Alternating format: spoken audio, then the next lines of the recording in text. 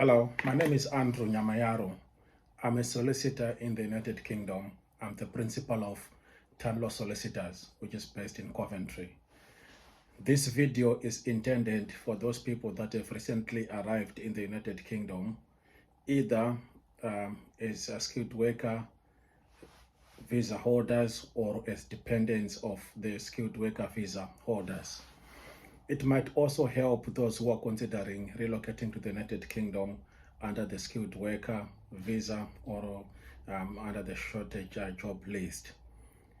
So this is some tips or information that I want to give to you. The first thing is congratulations. You are now on the journey to become a citizen of the United Kingdom, if I may put it that way. And the journey has started by you applying for a visa as a skilled worker or as a dependent of a skilled worker.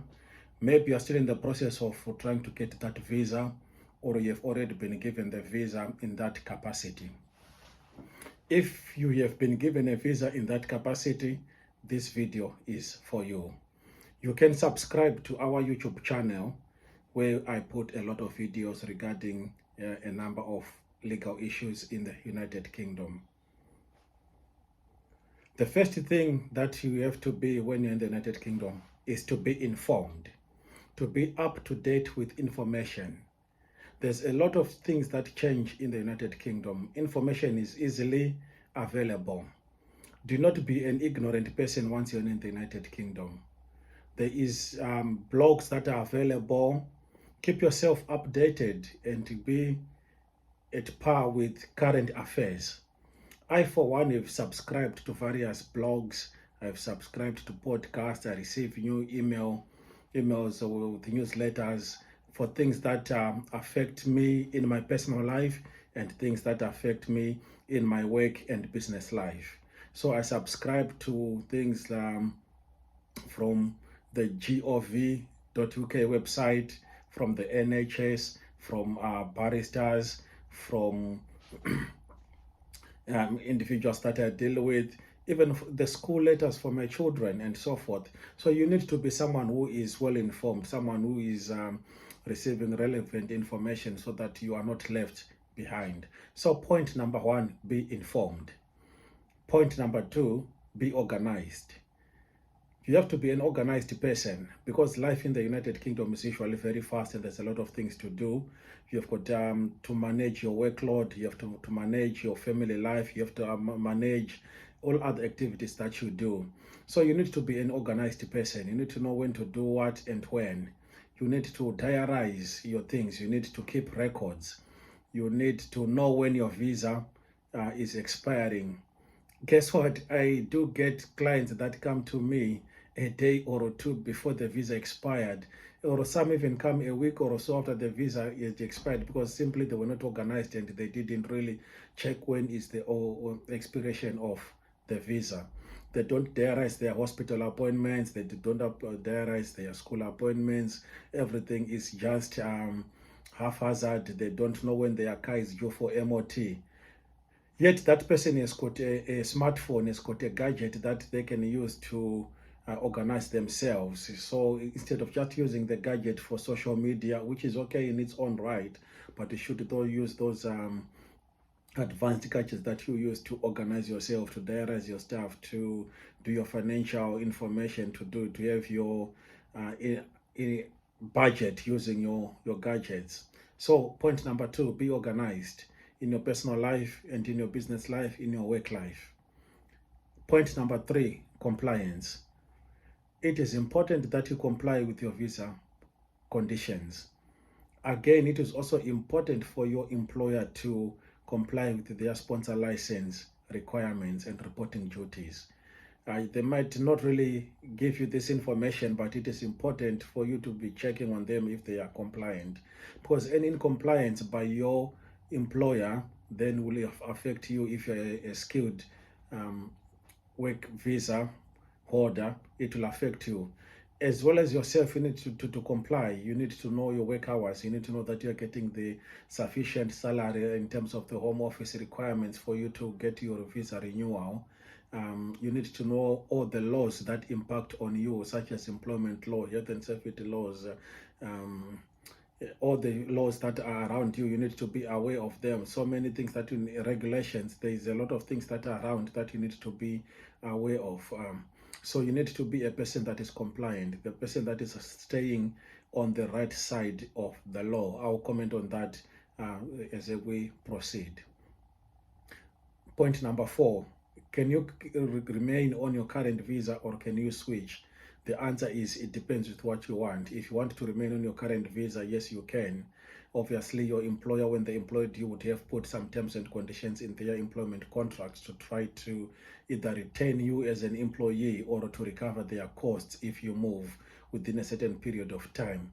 But you can continue with your current employer, you can switch to another employer, and again, if you meet certain requirements, you can then swap from your current skilled worker visa to any other visa if you meet those requirements. Say, for example, in your previous life, you were a lawyer like myself, and you have done the SQE and you want to switch, or you were a social worker, you have done all the relevant exams that you need to do, and you have registered with the Social Work England, then you can switch to that particular visa. So again, that is dependent on your circumstances, dependent on meeting certain requirements. You can remain on the current visa, you can switch your employer, or you can switch the visa altogether. Documents and information. In the United Kingdom, it is very important that you can maintain a record of your information, a record of your evidence, a record of your documents. You might not really keep the physical hard copies these days, but if you can scan your documents, keep them somewhere safe on your computer or on a server of some sort, or in the cloud. So many times when you do a visa application, and this is a thing that normally affects our clients, is that the Home Office would ask you evidence going back to so many years. So if you want to make a visa application, they might ask you for 2.5 years, they might ask you for 5 years, they might ask you for 6 months, and they might ask you for bills, utility bills, bank statements, pay slips, P45, a lot of documents which they might ask for, your old passport and so forth. So it is important that you keep your documents, contact with your children's school, if you didn't contact with the children's school, letters from your GP, medical information. So please make sure that you retain and keep your information. It is good that you are coming at this time when you have got someone to advise you. In the past, people were being told bush advice, where they were told to destroy their evidence because the Home Office would arrest them. But it is important that you retain your information, so that when you renew your visa, when you do your settlement, when you do your naturalization, or when you switch over to another type of visa, you might still have the information that might be asked for when you switch to those current type of visas that might be there. So please be an organized person who keeps their information, who keeps their evidence in a nice way, so that you can be able to retain that information.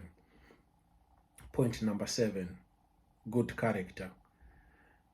This is a very important requirement from the Home Office, and good character has got a guidance that has been issued by the Home Office. Good character means that you should be a person who avoids, if I may put it that way, to commit criminal offenses. So you do not have criminal convictions. Things like a fine, a caution, being sent to prison will affect you. And if you're not rehabilitated, then it might still continue to affect you for a number of years. Rehabilitation depends on the severity of the offense and the severity of the conviction or a sentence given. So you might be suspended or not be allowed to apply for, say, naturalization for 3 years if you've got a fine and so forth. So you must be a person of a good character. Try by all means to be a person that does not commit criminal offenses, because this will affect you. You have to disclose all the criminal offenses. Avoid having CCJs, which is county court judgments. If you haven't paid your debts, if you haven't, if you have been taken to court and there's a court decision against you, and do not have to engage in any terroristic activities. That is a no. You should not even think about it or associate with people that have got a terroristic tendency. You Another thing that I need to caution you is your social media and online presence. You need to be very careful about your social media and online presence. The social media might even affect your job, might even affect some of the requirements, because it depends really what you're posting and what you're associating yourself with on social media. Some people have reported to have been sick at work, and then they're seen on social media that they were working elsewhere, or they'd gone for a gig elsewhere and so forth, or they've put nude pictures, or they've put things that are not so decent on social media. So just to be very careful with what you post on social media. For certain, because you're on a skilled worker visa, who knows what happens in the future, you might want to switch to a particular visa or route. If you're from a country that has got problems, you might say, for example, you want to switch on to an asylum route, and the Home Office has got a tendency to sweep over your name on the internet. They'll put your name on Google, then they will start to see any public information that is there about yourself, and any other social media that might appear might also impact on the decision of the Home Office. Point number 8, absences from the United Kingdom. Unless if it is necessary and even well planned, it is not really there's no need for you to have unnecessarily long absences from the United Kingdom, because the question is, are you staying in the United Kingdom, or are you staying outside the United Kingdom? Because the visa is to allow you to stay in the United Kingdom.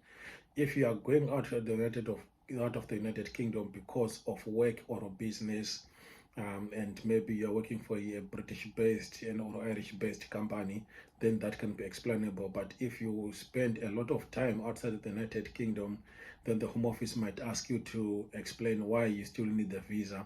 Instead, if you are still spending much of the time outside the United Kingdom, maybe you might just need a visitor's visa to visit the UK, rather than a long-term visa when you are apparently not staying in the United Kingdom.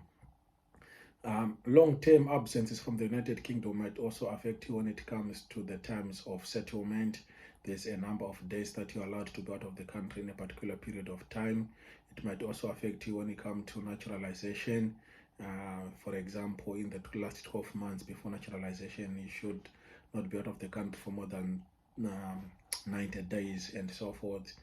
For settlement, you have to look at 540 days over the period and so forth. So you have to be careful about going in and out of the United Kingdom, whether or not it is necessary. Point number 9, Home Office fees. I do get clients sometimes who come to me when they've been working all along, saying that they have not saved money for the Home Office. And even in those circumstances, some of them might not even qualify for a fee waiver, and they are now in a predicament. But 2.5 years before, or 3 years before, or 5 years before, someone knew that they are on a route which requires Home Office fees. Please, as much as you are earning your money, put aside Home Office fees, Home Office costs such as the IHS, if it's still applicable, or the Home Office fees, and anything incidental or accidental to that. You need to save the money, instead of then trying to do a fee waiver where maybe you do not qualify, or you end up overstaying and so forth. So you need to start straight away to start saving your Home Office fees. If you open a savings account, or I don't know how you're going to keep the money, but Home Office fees are very important. Otherwise, when it comes to renewal, you are likely to jeopardize your chances of a good renewal because you do not have a Home Office fee. Point number 10, integration. Some people, when they come to the United Kingdom, they do not take any effort to integrate with the British society. They come to the United Kingdom, for example, if they are from Zimbabwe, for example, or their friends are from Zimbabwe, or their workmates are from Zimbabwe, their church is from Zimbabwe, any activity that they do is only with people from Zimbabwe. They've not integrated with the British people or any other nationalities, So it is important for you to integrate. You do not speak to your neighbors, you do not speak to anyone else, you do not have good books with your colleagues from other nationalities and so forth. You need to integrate. You need to mix and mingle, do other things that make you know the community and the society. Volunteer for other things. Become a school governor for your children. Volunteer for the soup kitchen next door in your community and so forth. Do activities, go to sporting events and so forth. Just integrate and be part of the community. You know, I for one have volunteered as a magistrate. I've been volunteered as a parent governor. I've done a lot of voluntary work. I've tried to go into spaces or places where I can mix with British people and so forth. So it is important for you to integrate, and so that you know the system where you are. Your children will integrate faster than yourself because they will be in school, so you need to catch up. Point number 11.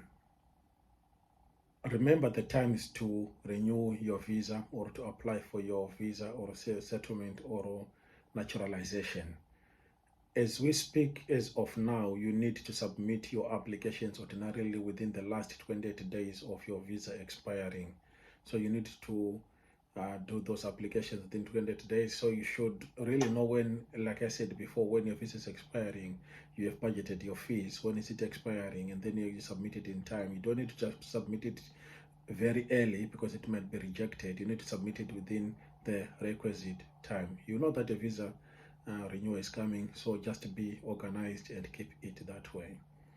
Point number 12. I want to comment on settlement. If you are on the current visa as a skilled worker or as a skilled worker dependent, if you're on 3 years, you will need to apply for another 2 years to get to 5 years. If you're on 5 years, you then need to apply for your settlement, and your settlement visa attracts a fee.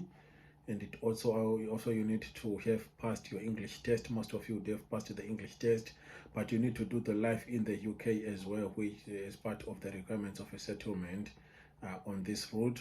And you need to submit your evidence of your presence in the United Kingdom, and also evidence of your absence from the United Kingdom. You need to submit to explain everything. The application is currently done online, so you can apply for settlement after 5 years in the United Kingdom, and we are assuming that you are still on the current visa or you're still on the current 5-year route. But if things have changed along the way, as they may change for many people, maybe you are no longer on the skilled worker visa, and worse still, you might not even have a visa because there's not been compliance either on your part or compliance on the part of your employer, and your visa has been revoked and you are not on a visa anymore. You're now looking for alternative routes to apply for a visa, or you're now relying on your children and things like that. But as for settlement, you need to be ready for it at some point. Life in the UK test, English test, evidence of your presence in the United Kingdom, and the home office fee is in most cases applicable. Once you've done your 12 months on the settlement visa, you can then also apply for naturalization, or you can apply to become a British citizen. It's not mandatory for you to become a British citizen. It's for you to decide. And again, the good character requirement is always applicable all along the way, particularly at this stage when you want to apply for naturalization. You should be a person who doesn't have criminal convictions, or he has been rehabilitated from any criminal convictions, no CCJs, nothing that shows that you're not a person of a good character, you are not a repetitive offender. So, and also there is a fee that is applicable for naturalization. There's adult fees, there's children fees that are different. As for children now, there's been some concessions that are being made by the Home Office regarding the fees for settlement and naturalization for young children, but for adults it still remains the same. Point number 12. Is it point number 14? Just remember that all along the way, even when you become a British citizen, your visa or naturalization may be revoked So you do not have to relax and say, oh, now I'm a British citizen, oh, I've got 5 years and so forth, so I cannot really comply with the laws of the country. You need to continue complying with the laws of the country. You can have your visa revoked. You can have your naturalization revoked if you are doing terrorism activities, for example, if it's in the best interest of the public for it to be revoked. Your visa or your naturalization or citizenship may be revoked. Continue being on the right side of the law. Continue doing the good things that you're supposed to do, and you will avoid your visa or citizenship being revoked. May I just comment at this stage that most biometric cards that are being issued now are going to end in December 2024. This is because the Home Office is in this process of changing the systems. The biometrics are coming to an end. Everything is moving to online. So some people have already been moved to this new system where they are not being given the biometrics. You have to check online and to give your employer or anyone you are dealing with a certain code or a reference, and then people will be able to check on you or check for you online. Point number 16, as I conclude, it is important that you have a will. A will is a written intention of what you want your estate to be dealt with, your children to be dealt with when you have passed away. So it is important that you have a will, because you're not far away from your home country and you need your things to be written down so that people in the United Kingdom and people back home know your intentions. You really need to express how your estate is going to be dealt with. You have a list of all your assets, whether they're in the United Kingdom or outside the United Kingdom. Appoint people that are going to execute your estate. Your executors, they should to be there. Your beneficiaries should be known, and who is going to have custody of your children. One of the things that always affects people is where they are going to be buried. Particularly if you are a married person, your spouse might be in the United Kingdom and your children, and maybe you want to be buried in the United Kingdom, but your culture and relatives requires you to be buried outside the United Kingdom. So you have to express these things so that you do not put your family in a predicament. While you're still alive, you need to have a lasting power of attorney, a health lasting power of attorney, and a financial lasting power of attorney. A health lasting power of attorney is where you use it where your health have deteriorated and you have lost your capacity. That's when it becomes useful. Your financial as well, you lose your mental capacity and you need someone to be able to help you with your financial transactions.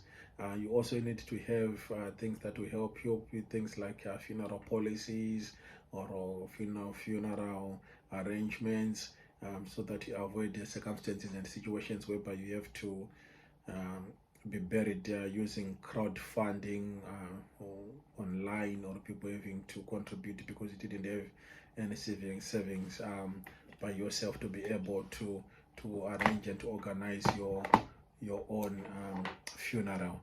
So these are quite important things as well, to have your own will, lasting power of attorney, to have organized your own savings for your own funeral, or for people to avoid to do crowdfunding, for example, to bury you. So my name is Andrew Nyamayaro. I'm a solicitor, Tanlaw Solicitors. We've got a website, www.tanlaw.co.uk. My WhatsApp number is 0742142938, and subscribe to our YouTube channel where we put a lot of advice and updates of the law. Thank you.